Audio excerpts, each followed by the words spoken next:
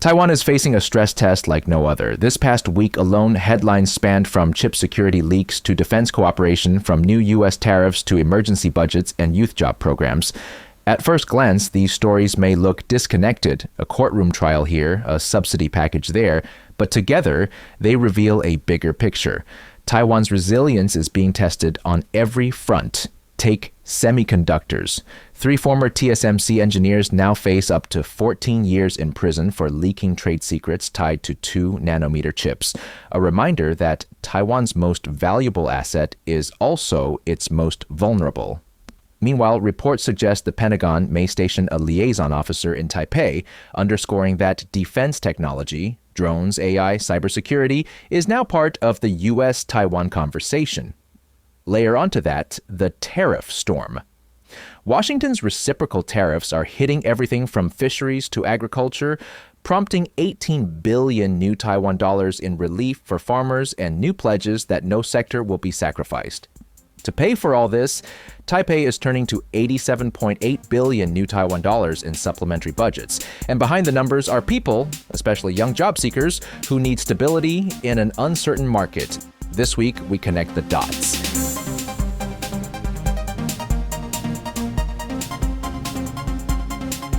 Hi, you're listening to Beyond the Reefs, a show produced by Radio Taiwan International. Here, we talk about socio-economic issues that are faced by Taiwan and their broader impact around the world beyond the reefs of this island nation. Our first story this week is a big one. Taiwanese authorities have detained 3 people for allegedly stealing technology trade secrets from TSMC.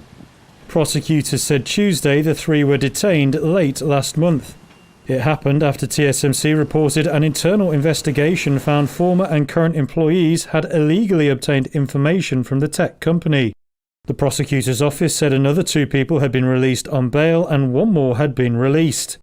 It added the 3 who had been detained are 2 current staff and 1 former employee. They're suspected of violating Taiwan's national security law. TSMC announced Tuesday it had launched legal proceedings and taken disciplinary action against employees involved in potential trade secret leaks. The company said it happened after detecting unauthorized activities during routine monitoring. TSMC said the legal case prevented it from providing further details. Nikkei Asia earlier reported that former employees were suspected of trying to obtain critical information on the firm's 2-nanometer chip technology. The report said there were no immediate details on the suspected motives or whether any information had been passed on. TSMC counts AI industry giant Nvidia and iPhone maker Apple among its customers. 3 former TSMC engineers are now facing prison sentences of up to 14 years for allegedly leaking confidential 2-nanometer process technology. Prosecutors argue that these details qualify as National Core Key Technology, a designation reserved for assets that are vital to Taiwan's security and economy. The case began when TSMC's internal monitoring flagged irregularities, leading investigators to uncover a scheme in which an engineer who joined Tokyo Electron allegedly recruited colleagues to share technical details. This is more than an employment dispute. It's the first criminal case in Taiwan under the National Security Act involving national core technology. TSMC has vowed zero tolerance, saying it will pursue every channel to protect its IP. Why does this matter? Because Taiwan controls over 90% of the world's most advanced chips under 7 nanometers. Losing even fragments of that intellectual property could erode its strategic advantage. Japan and the U.S. have both warned about IP theft in the past, with the FBI estimating that trade secret theft costs the global economy up to $600 billion annually. For Taiwan, this trial is a warning. Technological leadership must be defended not just in markets, but in courtrooms too. Taiwan is strengthening its strong cooperation with the U.S. Washington has reportedly invited Taiwan's Aerospace Industrial Development Corporation to lead a national team of drone firms to set up factories in the U.S., aimed at building a China-free supply chain. A lawmaker says the initiative would boost Taiwan's security and its economy. That's not the only big news for Taiwan's strong ambitions. The Financial Times reports that Washington plans to send a representative to Taiwan this year to speed up cooperation on drones and tap into Taiwan's tech sector. The Defense Ministry says Taiwan and the U.S. have long maintained close military cooperation, but declined to comment on specific cases. The developments have some hoping Taiwan's defense industry can go global and even become the country's next signature industry. This and other cooperation on drones have received growing fanfare from the U.S. side. Earlier this year, the director of the American Institute in Taiwan, the de facto U.S. Embassy, called the countries a perfect match when it comes to drone tech. More recently, the AIT has stressed publicly that it's actively engaging with Taiwan's ruling and main opposition parties on the defense budgets. With reports now emerging that Taiwan plans to send a national drone team to the U.S., these unmanned vehicles look set to become a key pillar of U.S.-Taiwan defense industry cooperation. Aside from corporate Taiwan, Taiwan's military is also in the spotlight. Defense Minister Wellington Koo confirmed this week that defense cooperation with the U.S. remains close after reports suggested the Pentagon's Defense Innovation Unit may station a liaison officer in Taipei. The DIU's mission is to accelerate adoption of emerging technologies, drones, AI, cyber tools into U.S. and partner militaries. If confirmed, this would place Taiwan alongside the UK and other close allies where DIU has permanent posts. Analysts say this could open doors for joint projects, similar to the 2024 U.S. mission that brought 27 drone companies to Taiwan. AIT Director Raymond Green even called Taiwan-U.S. drone cooperation a natural fit. Why does this matter? Because Taiwan is not just defending territory, it's defending its edge in unmanned systems, cyber defense, and advanced R&D. Global military spending on drones alone is projected to hit $55 billion by 2030, and Taiwan is eager to plug into that ecosystem. For Taipei, this isn't only about buying American weapons, it's about ensuring local innovators from drone makers to AI developers are part of the U.S. defense supply chain. New government data shows Taipei has the highest levels of youth unemployment out of Taiwan's major cities. The jobless rate among 15 to 24-year-olds in the capital reached 15.3% in the first half of the year. Now that's higher than in most other advanced economies. Industry sources say the city's rising cost of living and stagnant wages are keeping young workers from taking jobs that they feel are below their expectations. The Taipei city government in late March launched a transportation subsidy for job seekers to help boost employment in the city. The capital's mayor says they will now expand that program after the initial uptake fell far short of their target. Believe it or not, that's actually a piece from exactly a year ago this month. It seems Taiwan's unemployment conditions haven't changed all that much. On the civil side, the Labor Ministry has rolled out its Youth Employment Investment Program, boosting allowances for first-time job seekers and offering bonuses for stable employment.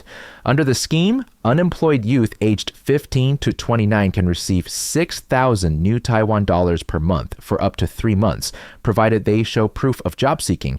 If they land a job and stay employed for 90 to 180 days, they can qualify for an additional bonus with a total benefit cap of 48,000 new Taiwan dollars, 1,560 US dollars. Why is this happening now? Because uncertainty in global trade, including U.S. tariffs, threatens entry-level jobs. Taiwan's youth unemployment rate currently hovers around 11.5%, more than triple the overall average. Programs like this aim to prevent long-term unemployment traps, which research shows can permanently depress lifetime earnings. For context, Taiwan isn't alone. Japan offers similar youth employment subsidies, while South Korea spends heavily on youth hope savings programs. By aligning incentives with stability, Taipei is signaling that while tariff shocks and global uncertainty loom, the government's first priority is to keep its young people engaged in the economy. But to have an economy to engage with in the first place, there needs to be infrastructure that supports it. Premier Cho Rung-tai updated the legislature this week on ongoing tariff negotiations with the U.S. He outlined 3 goals: securing a fairer rate, ensuring transparency and consultation, and preventing tariff stacking. Since August 7th, Taiwan has faced a temporary 20% reciprocal tariff layered on top of existing duties. Lawmakers pressed the premier on Taiwan's high electricity costs, especially in the wake of the failed August 23rd referendum to reopen a nuclear plant. though the vote did not pass the required 5 million agree threshold. Support outnumbered opposition 3-1. Some KMT lawmakers urged the government to consider small modular nuclear reactors as part of tariff negotiations, arguing that energy costs directly affect industrial competitiveness. Here's the context. Taiwan imports 98% of its energy, and TSMC alone consumes nearly 8% of Taiwan's electricity. By 2030, projections say chips and AI factories could use nearly a quarter of national demand. Tariff talks aren't just about trade. They're about whether Taiwan can power the very industries it hopes to protect. A tense night in Taiwan as the results came in for a referendum to restart nuclear power in the country, as well as recall campaigns to remove 7 opposition lawmakers. Both failed, meaning that the country may remain nuclear-free and the opposition bloc will keep its majority in the legislature. But the results send a strong message to President Lai Ching-te and the ruling Democratic Progressive Party. Over 4 million people voted in favor of restarting the country's last decommissioned nuclear power plant, pending safety checks. Although it wasn't enough to meet the threshold of 5 million votes, it's a sign that people are not satisfied with the DPP's energy policy. Lai said he would ask Taiwan's state-owned electricity company, Taipower, to conduct safety assessments of decommissioned nuclear power reactors. It's an apparent pivot from the ruling DPP's usual staunch anti-nuclear stance. The party has long promoted the goal of achieving a nuclear-free homeland by 2025. It was achieved when the last reactor at the Ma'anshan nuclear power plant was shut down this May. Lai's statement could be seen as a positive change by the opposition parties, who have been pushing for a return to nuclear power. They say it could improve the country's energy security and help power its tech-heavy industries. Despite the incoming headwinds, Taiwan's message this week is simple. No industry will be left behind in the tariff storm. On the health front, officials are bracing for worst-case scenarios. Health Minister Chu has already prepared a 4-pronged defense against pharmaceutical tariffs, which in some proposals could soar as high as 250%. The plan includes early warning systems, larger drug stockpiles, price protections under the National Health Insurance System, and expanded domestic generics production. A 20 billion new Taiwan dollar, $666 million US budget has been approved to make sure patients don't lose access to critical medicines. For the government, safeguarding public health is non-negotiable. In agriculture and fisheries, President Lai has rolled out an 18 billion new Taiwan dollar, $590 million US package to shield farmers and coastal communities from tariff shocks. Agriculture makes up just 1.7% of Taiwan's GDP, but with US $5.7 billion in exports in 2024 and fisheries ranking Taiwan among the world's top 20 seafood exporters, the sector carries heavy political and social weight.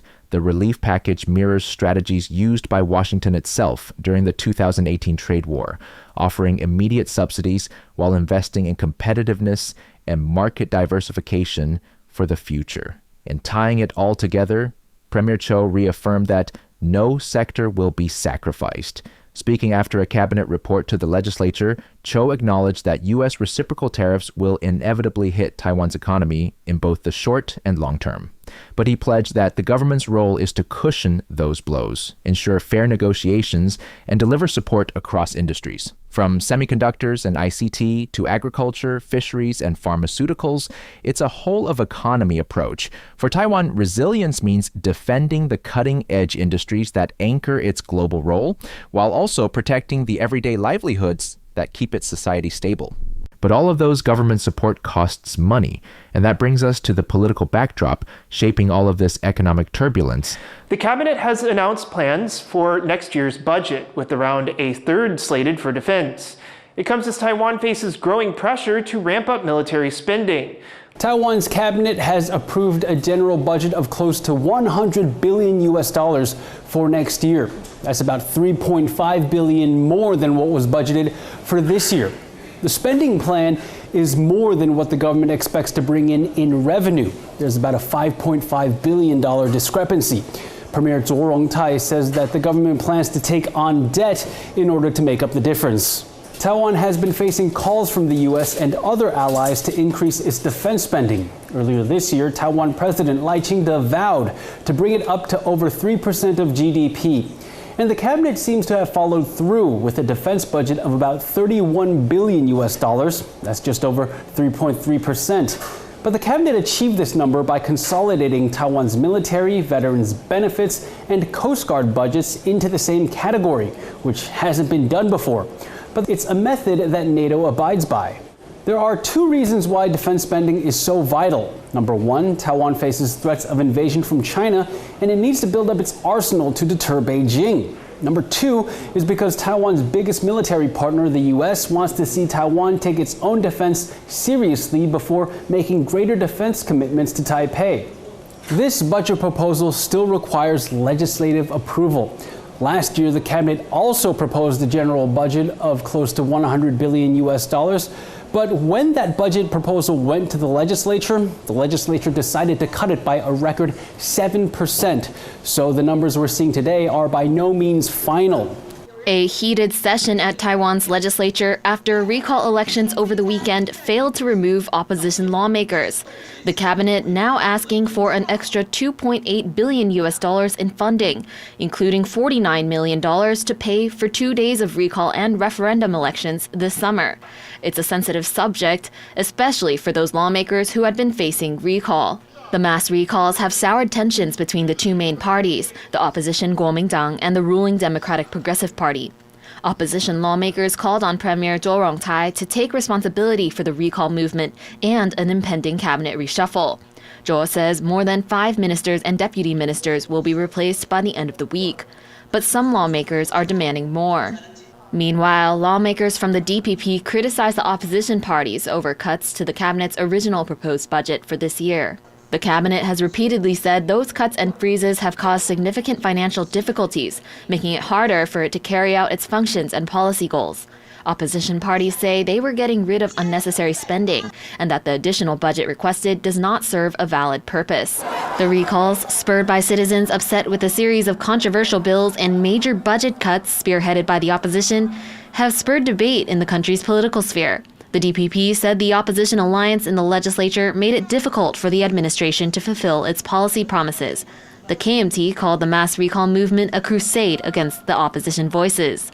But these KMT lawmakers say the result of the recall votes is not a win for anyone. Now, the failure of the mass recall campaigns and high public support for the opposition-backed nuclear referendum are a huge blow to the ruling party. Trouble is already stirring in the cabinet, which saw 3 high-ranking officials, including 2 ministers, resign on Friday. In his speech, President Lai said more changes to the cabinet are coming. And KMT Chair Eric Zhu, whose term ends in October, officially invited Taichung Mayor Lu Xiuyan to take up his position, signaling a new era for the party. As the effects of the referendum and recall votes continue to unfold, this day will be remembered for years to come. The mass recall votes have deepened the rift between Taiwan's 2 main political camps, the opposition Kuomintang and the ruling Democratic Progressive Party. Opposition lawmakers have seized on the moment to call for Premier Zhou Rongcai to step down, arguing that the cabinet must take responsibility not only for the recall losses, but also for an impending reshuffle.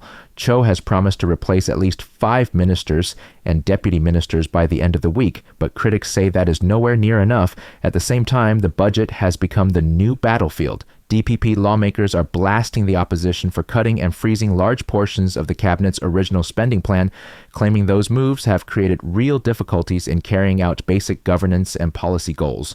Opposition lawmakers counter that they are simply trimming unnecessary fat, and that Zhou's request for supplementary funds, including 87.8 billion new Taiwan dollars billion in new spending, is unjustified.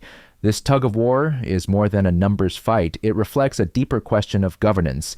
Can Taiwan's leaders find consensus at a moment when the economy is under tariff strain?